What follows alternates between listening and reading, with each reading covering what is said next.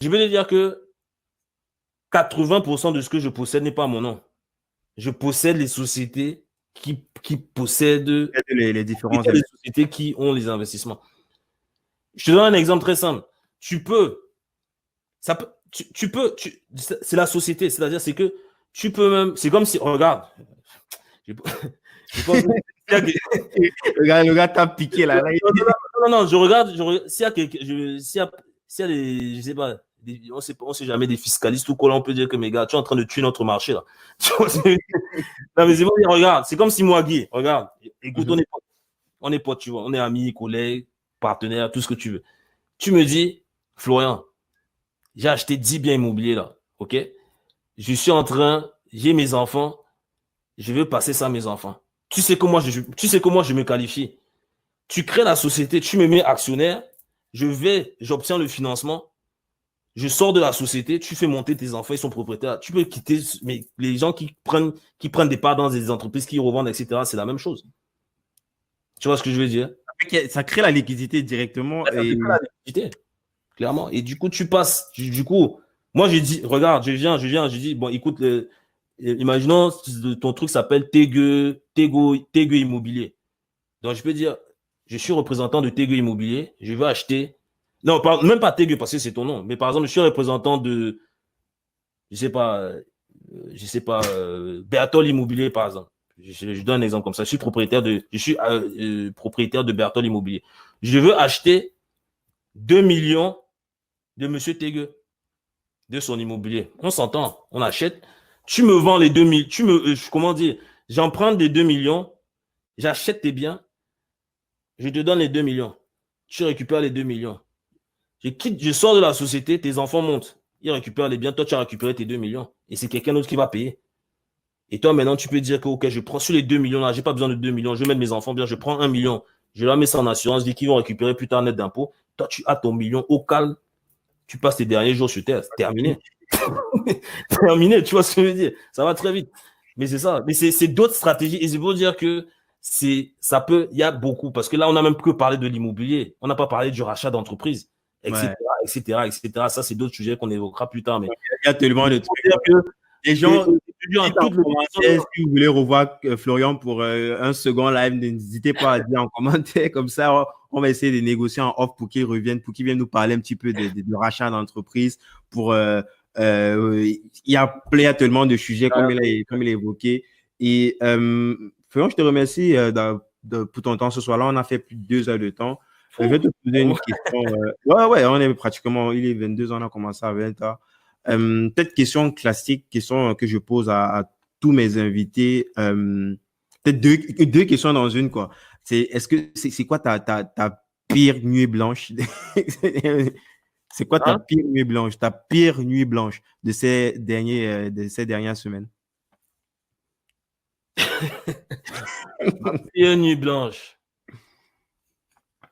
J'en ai eu plein. Hein. Moi, j'ai une idée, mais je te laisse peut-être. Je vais voir si c'est. Donne-moi un indice.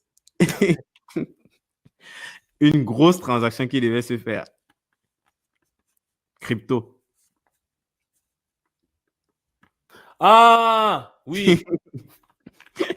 Ah, ouais. Non, c'est quoi là, ouais, c'était quoi? C'est par rapport au virement, non? Ouais. Qui a bloqué, c'est ça? Ouais. Oui, voilà, c'est ça. En fait, j'ai fait un virement. Je crois que c'était le plus gros virement que j'ai jamais fait. C'était genre l'équivalent de 200 000 euros en crypto. Il s'est resté bloqué. Et j'ai pas dormi, en fait. Je me suis dit, putain, c'est sûr que c'est un truc bizarre. Et non, ça m'a fait paniquer. Non, mais en fait, c'était bon, quoi. Mais c'était ça, c'est ça qui ouais, ça m'a empêché de dormir quand même. Parce qu'on te dit, tu envoyais de l'argent, s'il y a eu un bug et tout, on te dit, ouais, machin, etc. Tu commences et vu les montants et surtout vu la situation. La situation, la crise, les gens, là, c'est qu'ils ont pris.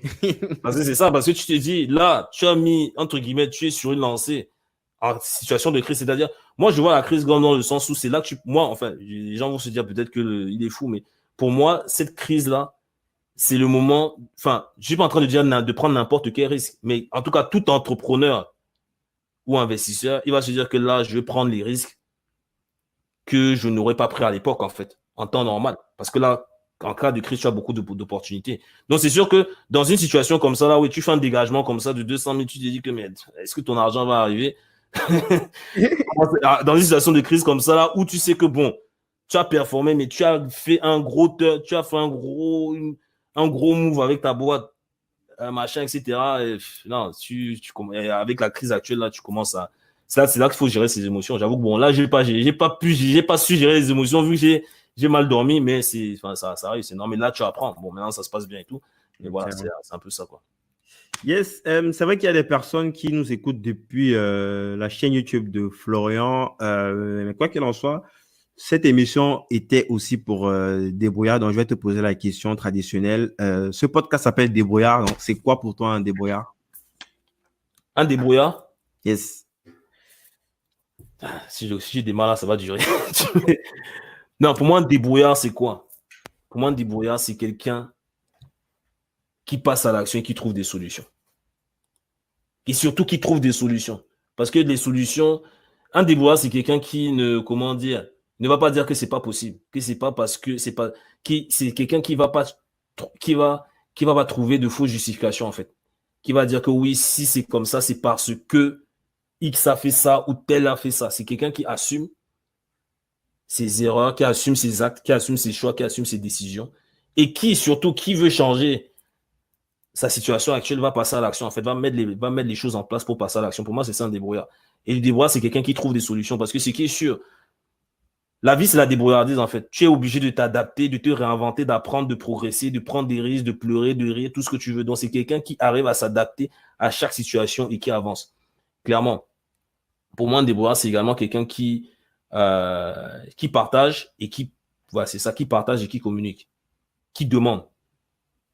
Yes. Et pour la finalité, c'est quoi? C'est de trouver les solutions, en fait, parce que rien n'est impossible. Donc, quelqu'un qui va dire que, OK, ouais, je vais faire ça, mais c'est comme ça, pour moi, c'est pas un débrouillard. Mais il y a ça, ou il y a tel obstacle, etc.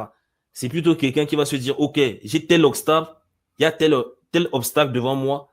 Comment faire pour contourner l'obstacle? Est-ce qu'il y a quelqu'un qui sait comment contourner l'obstacle? Est-ce qu'il y a quelqu'un que je connais ou que machin, etc., qui a contourné l'obstacle? Comment cette personne a fait? Et honnêtement, tu te rends compte que tu réalises que derrière, cette personne n'est pas différente de toi. Vous avez les mêmes aptitudes physiques, vous avez la même chose, vous avez les mêmes critères, entre guillemets, mais cette personne y est arrivée et pas toi. Et le gap entre ces deux personnes-là, c'est quoi? C'est ce qu'il y a dans la tête, en fait. Et le débrouillard, lui, va aller chercher ce qu'il y a dans la tête pour faire la même chose. That's it. Propre. Yes, merci encore Florian pour ton temps ce soir. Donc, les gens, merci, très intéressant tes conseils. Je voudrais me lancer dans le trading et l'immobilier. Pouvez-vous? Masterclass. Je vais mettre le lien en fait du site internet de Global Invest. À partir de ce site, il y a tous les éléments dont vous aurez besoin pour les personnes qui commencent. Il y a un e-book gratuit. Il y a aussi une formation gratuite d'1 heure de temps. Il y a la masterclass.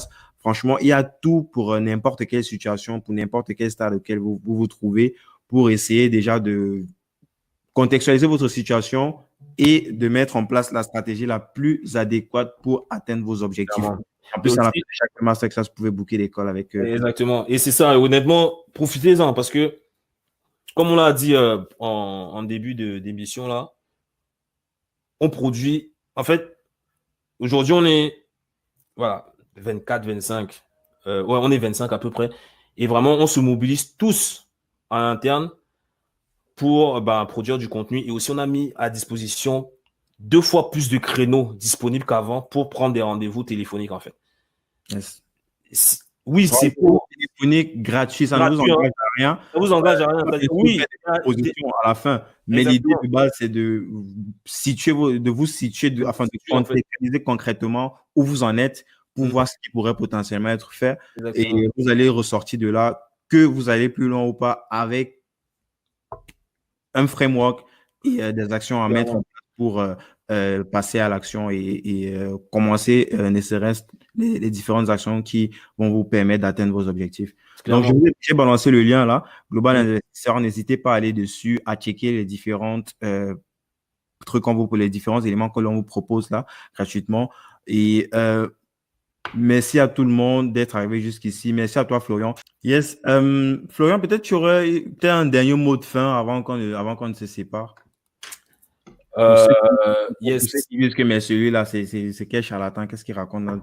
Il a embrouillé les gens ici, là. Putain, putain, il y a le virus, on est là, on ne sait même pas si on va retrouver le travail demain et tout.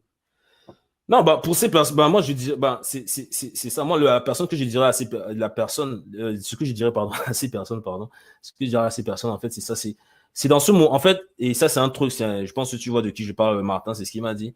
Parce que moi, je lui ai dit, mais voilà, c'est sûr, hein, chacun a eu ses moments de doute, chacun a eu ses moments. Même moi, j'ai eu des, je me suis dit, mais on s'en va où là? Qu'est-ce qui se passe? C'est quoi ce virus et tout? Mais c'est pas dans ce type de situation-là, faut pas agir comme ça, en fait. Faut pas agir comme ça. Donc, il faut pas voir noir, en fait. Il faut plutôt se demander, certes, c'est une situation difficile, compliquée, etc.